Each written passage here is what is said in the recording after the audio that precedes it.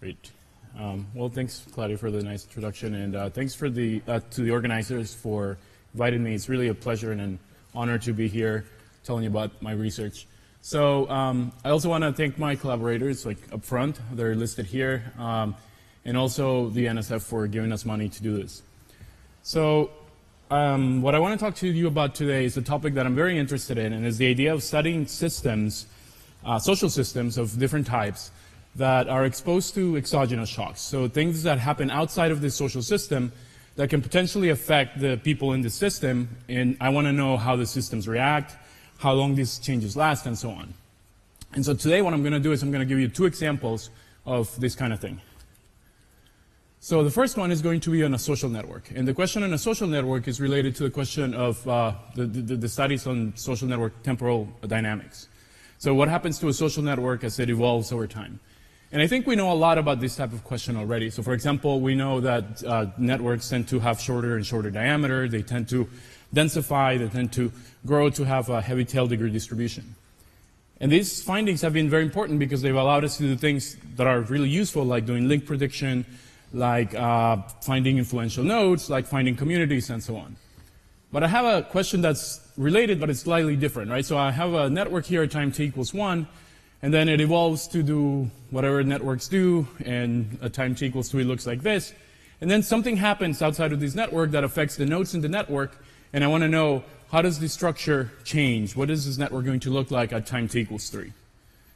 And this question, of course, can be asked for not just networks, but other types of systems, like, for example, people collaborating, working on something, right? So they first learn to kind of like work with each other. They learn to figure out how to distribute the workload. And so they start to do more complex tasks and so on. And then something happens that affects these people. And so I want to know, how do they change the way they collaborate with each other, for example?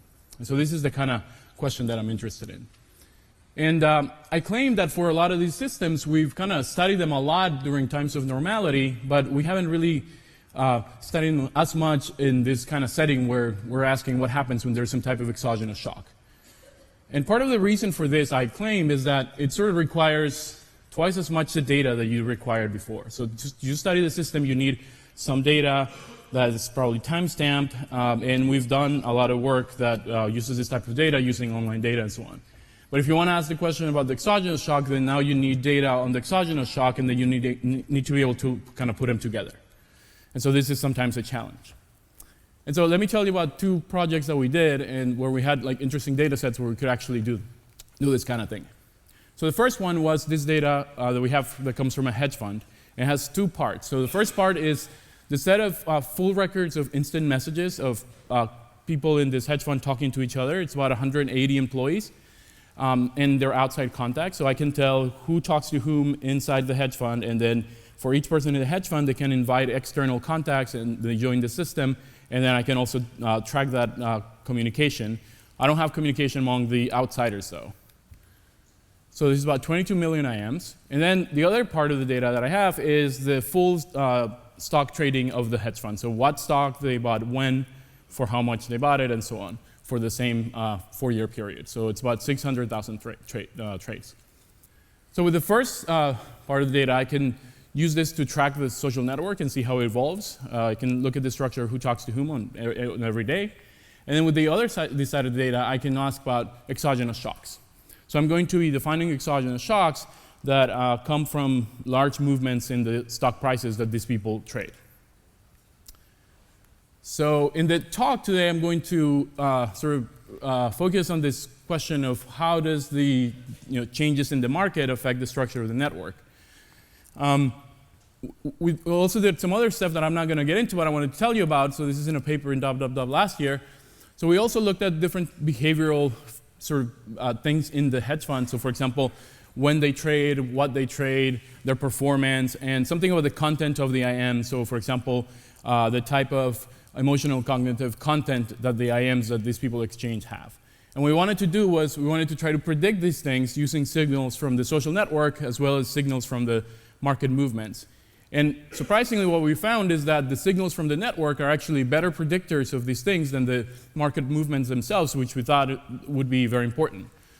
And so this sort of highlights the importance of understanding these structures, because this tells us that at least they seem to be predictive of things that we care about. But again, I'm not going to show you this part of the results. Okay, so let me tell you how we measure things. So first, to measure the shock, what we're going to do is we're going to measure the change in the stock price S on a given day D, just the relative change, closing minus opening over opening price. And then what I'm going to do is I'm going to take stock S on a day D, and I'm going to define a graph among the employees who mentioned the stock S. So let's say here's the full network of all the nodes in the hedge fund and who talked to whom on this given day. Let's say the red nodes actually mentioned the stock, and now I'm going to take the graph induced by the red nodes, and this is going to be my graph GSD. And now I'm going to ask a number of things about the features on this graph. And so what kind of features am I going to be looking at? Well, first, very sort of naturally, I'm going to look at how big it is, how many nodes, how many edges. And then I'm going to look at some more interesting things. So for example, I'm going to look at how dense it is. And to do this, I'm going to look at clustering. So how many triangles does this graph have? Could have a few triangles like this, or with the same number of edges, they could cluster a lot more for a lot more triangles. So in this case, they're choosing to talk to people with whom they share lots of friends. In the other case, they're kind of expanding more. They're looking out further away from their local neighborhoods. I'm going to also look at the tie strength. So I'm going to split the edges into weak and strong, and I'm going to ask, are there lots of weak edges like this, or are people choosing to talk more with their strong ties like this? What I'm also going to look at is I'm going to look at what we call openness, which is how much communication is happening with people outside of the hedge fund. Like I said, we can track that as well as the insight. So I'm going to define these border edges to be edges that are going outside of the hedge fund. So here the circle is the hedge fund, and so how many are crossing the circle? And so the network can be sort of, have lots of communication going outside like this, or they could be focusing their communication internally, all right? And when you sort of think about the types of structures that these features can produce at the extremes, you realize that there are sort of like two options. So one is what we call this turtle lap network. So imagine a turtle pulling its legs and its head inside its shell. This is what this network is doing here. So it's lots of internal communication as opposed to external. People are choosing to talk to their strong ties, and people are choosing to talk to others with whom they already share lots of friends. On the other extreme, you can imagine that the network is more expansive, so people are talking more with people outside of the company. They're extending out to weak ties, and they're talking to people far away from their local neighborhoods, so that they don't share lots of friends with them. And when we try to think, like, what should we expect to see when there are these exogenous shocks, which type of structure do we think is going to occur? And we look in the literature for hints, we kind of find sort of arguments for both. So we have these competing hypotheses, and so let me just go over them quickly. So for the turtle lap network, you would say, well, people want to talk to other people who they already trust, and these tend to be my strong ties, the people who I already share lots of friends with. Also, if I'm looking for very specific information, then I need to know what they know in order to ask them, so I tend to know, well, my strong ties. Also, from the threat rigidity theory from organization theory, which applies to organizations and says when they're faced with some type of external threat, these organizations will tend to stick to what they know how to do best. They will not innovate. They will do sort of what they always do. And the network version of that would say, well, then these people should be talking to their strong ties because that's what they usually tend to do. Actually, this threat rigidity theory will come again in the second part of the talk, so there are other things that it says that I'll mention later, but it's kind of interesting that it kind of shows up in both. All right, so that's kind of like the argument for the turtle lap version. Now, there's another argument to be made for the expansive version, and it's more of a sort of strategic argument for how these people may behave. So you may say that, well, as we all know from Granovetter, if you want to have new information, you have to go and talk to your weak ties because your strong ties you already know everything that your strong ties know, so you're not going to find anything new there. And also from structural holes, you know that if you kind of try to kind of go far away from your local neighborhood, then you may be sort of expanding different communities, and this will allow you to have diverse information, which ends up being really useful in times of uncertainty. So if these people are sort of being strategic about this, then maybe you expect that they'll, talk a lot with the outside, with their weak ties, and they won't form lots of triangles. All right, so this is kind of the setup, and now I'm going to show you what we actually find. Okay, so I'm going to be showing you plots like this, which have, on the x-axis, have the change in the stock price. So we have 0 in the middle here, so that's like no change in the stock. And then the y-axis, I'm going to show you the network features. And I'm going to roughly call them their name, but there are a number of like normalizations that we have to do because we're doing all sorts of weird things, like we're aggregating over all the stocks, but some tend to be more popular than others to begin with, so that kind of like messes things up. And also some of these features are kind of correlated with each other, so we have to do a number of controls. But I'm going to hide all of that. I can tell you about them offline, or you can see the paper. I'm just going to tell you what the feature is. So for how big these graphs are, well, here's what happens. When there's a big change in the price, then more people talk about these stocks, which makes sense, right? Those graphs get bigger. Okay, so now let's go over the more interesting one. So what happens to the clustering coefficient, right? Do they tend to look like this or like this?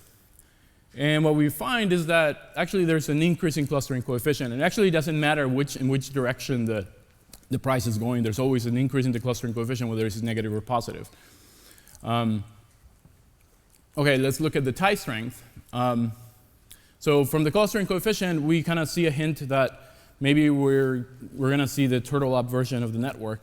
And so for the strength of the tie, what I'm going to do is I'm going to label each one of the edges xy to be k strong if x is among the top k most frequent connections of y. And I'm going to show you the result for k equals 5%, although at the end it doesn't matter. If you choose a reasonable k, you get this similar trend. And if this is sort of consistent with the clustering coefficient, then you'll see that these edges will have to become strong as you kind of move away from 0. And that's kind of what we see, at least initially. I mean, when these prices get really large, the error bars get larger because there's less data there. But as we kind of move away from 0 initially, you do get these, like, these are getting stronger. So people are choosing to talk to their stronger ties. And then for the openness one, this is how much external communication there is. We should see that these edges sort of drop down if we're going to have, again, the complete evidence for the turtle up version of the network. And that's what we see, right? So they start to have more and more internal communication as these changes in prices get larger. So overall, we see kind of this very clear picture that the network is looking like the turtle up version of the network with higher clustering, stronger edges, more internal communication, which is consistent with the first arguments around trust and expertise, knowledge, and thread rigidity. So what this suggests, like I said, is that well, these systems are definitely reacting to these types of exogenous shocks. And as I was telling you, these things end up being predictive of important things, which highlights why we should try to understand them. Okay, so that sort of ends the first example of looking at exogenous shocks in social systems. Let me now go into the second example, which is in a completely different setting, and it's Wikipedia. This is based on a paper we had this year in IC2S2. So what are shocks in Wikipedia? There are many different kinds of things that you could imagine would be happening in Wikipedia that could be thought of as shocks. And what we pick is one specific setup that's kind of interesting and very clean. And it is looking at the censorship block of Chinese Wikipedia in mainland China. Because what happens is that when China blocks Wikipedia, especially for the first time, then you have all of these articles that all of a sudden lose a number of their editors, and we want to know how do the remaining editors react to this surprising exogenous thing that happened. And so, well, so let's talk a little bit about what we should expect. And sort of this motivates some of the features that we actually look at. So what we thought we would expect is first, we should see some decrease in activity, overall activity, for many reasons. Probably the most compelling reason is that, well, if you're editing Chinese Wikipedia, and now you know that Chinese Wikipedia is now blocked in mainland China, then even if you are not in mainland China, you may not want to edit so much anymore because who's going to read this stuff now? A huge percentage of the population who would read this is now blocked. So probably we would see some decrease in activity.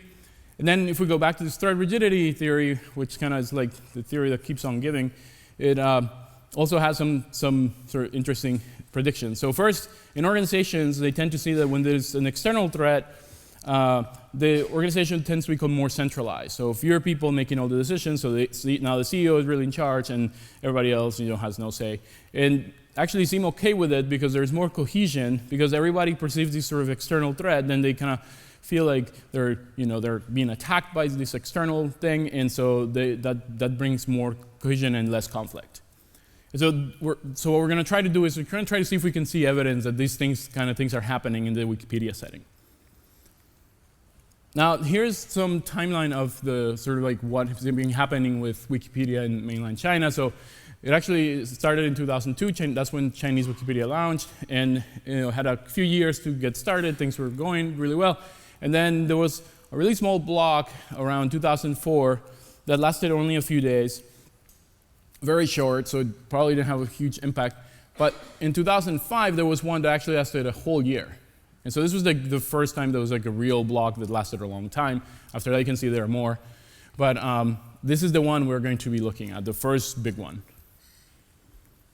And so what we're going to do is we're going to look at this date when the block happened, and we're going to look at 1 year before and 1 year after. And then we're going to compare different features in the collaborative features of the editors between these 2 years. And we're going to see how they change. We have about 50,000 articles that we're looking at, and about 27,000 of them had no editors that were blocked. So for those articles, nothing happened. For the rest, they had at least one editor blocked. Okay, so what are the measures here? So again, we have some shock that we can quantify in some way. And so here what we do is we look at each article and we ask, what is the fraction of edits that were contributed by people who were blocked? And this is going to be the shock, right? So the idea is that if you block people who are very active, then that's going to be a sort of a bigger shock of a bigger intensity than if you blocked a few people that weren't as active. And then to measure, this thing is not.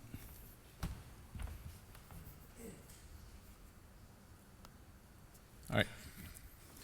And then to measure the different features, again, we're going to take a number of measures, and we're going to measure them in the post-block minus the pre-block divided by the pre-block to see what the relative change was. And so for activity, we're just going to look at the relative change in the number of revisions. For centralization, we're going to look at the change in the Gini coefficient of the distribution of the number of edits per editor. So here, a very centralized article would have just one person doing a lot of the work and then everybody else just doing very little.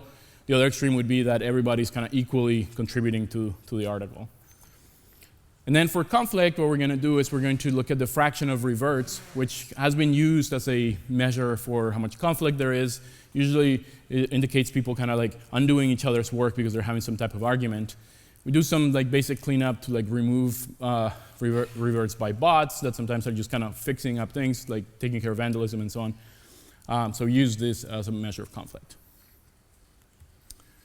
All right, and so let me tell you a bit about the analysis. So because there's this qualitative difference between the articles that had someone blocked versus the ones that didn't, because the one that had someone blocked, well, they lost someone, whereas the other ones, they may not have perceived that anything happened at all. Then we're going to do the analysis in sort of two steps. So first, we're going to just simply compare the differences between the articles that had at least one person blocked, and the ones that didn't. And we're not going to care about how intense the shock was. This results for this is in the paper. I'm not going to show you them. The ones that I'm going to show you, which are consistent with the first one, is I'm going to look at the ones that had at least one person that was blocked, and then I'm going to look at how changes in the intensity of the block impact the collaborative dynamics. And we're going to use linear and nonlinear models to show you this. And so here's the results. So first, for activity, here is the shock level, and then here's the change in activity. And so you see there's sort of this monotonic decrease in the activity as the shock increases, which is kind of sort of we expect very naturally. One interesting thing, though, is that if you look at, this is looking at all of the articles. If I look at only the big ones, meaning the ones that have some minimum number of editors, and here our minimum number is going to be 5 editors, then you still see a monotonic decrease, but now there seems to be this nonlinearity going on where for small shocks, these bigger sort of articles tend to be kind of resilient to them, but for the big ones, then they tend to drop much faster. And so it seems like the large groups tend to be more resilient for losing just small number of people, but when they lose a bigger one, then they decrease their activity much faster. Actually, you only see this sort of difference between what happens in large groups versus small groups for activity. So for the other measures, it actually it looks the same for both. So for centralization, this is what happens. It's kind of weird that, well, first thing is, what's not weird is that you have that centralization. So this curve is always above 0, which says there's always an increase in centralization no matter how big the shock is, which again is kind of consistent with this thread rigidity theory. But what's kind of weird is that the biggest change happens for kind of intermediate values of shocks. So why should this be the case? Why would having like either a little one or a big one mean the lowest sort of change in centralization? The answer is we actually don't know exactly why yet, but we have some idea. So when we look at the inflow of new editors as a function of the shock level, what we find is that if you lose more people, you get more new people. It's like the Wikipedia sort of compensating for the fact that you lost more editors, and therefore you get more editors somehow. And so we think that this makes a difference in how you kind of see these dynamics playing out, because these new editors, they weren't there before, so they didn't experience the shock. So therefore, you wouldn't expect them to behave like the ones that were there before and actually experience losing the rest of their members, right? And so for this reason, we think that this may sort of bring this curve down, because it's kind of driven by editors who weren't there before the shock happened. But again, this is kind of like, at this point, a hypothesis. We haven't really like done some further analysis to check this, and there are things we can do. Okay, so for conflict, again, this curve is sort of always below 0, which says that there's always a decrease in conflict, as you would expect from thread rigidity. Again, you see this sort of intermediate level of shock gives you the highest change in conflict, and again, we think is due to this inflow of new editors being different for larger shocks. And so let me wrap up now. I think I'm, probably good with time. And so let me summarize what I had told you. So in this hedge fund, we found that the IM social network appears to react to market shocks. The networks tend to become more clustered, stronger ties, and more internal communication. And then, as I kind of mentioned, but I didn't show you, these social network features are predictive of important things within the hedge fund, which sort of highlights why we really should care about studying them.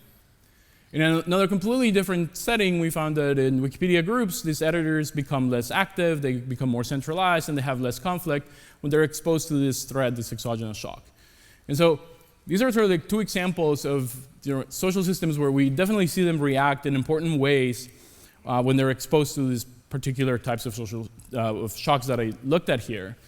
And so I hope they serve as an invitation for you to be interested in working in this type of problems, because if we want to understand and predict and eventually control in desirable ways the social systems, we should study them in times of normality. We should know how they sort of evolve organically, but we also want to understand them in times of instability, uncertainty, or stress. And if you want to take this invitation very literally, then we are hiring, and so if you are interested in a postdoctoral fellowship to work on these kind of things, then please let me know. Or if you have students who are looking for a postdoc, please send them my way. And with that, I'll take any questions. Thank you for your attention.